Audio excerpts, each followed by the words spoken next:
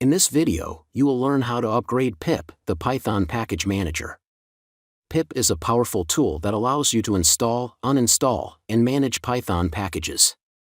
It is essential for Python developers, and it is also used by many other users to install Python applications.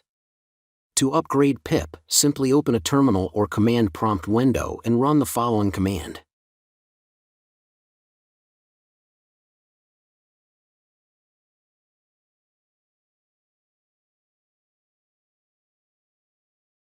This command will download and install the latest version of PIP. If you have any permissions errors, you may need to run the command with sudo.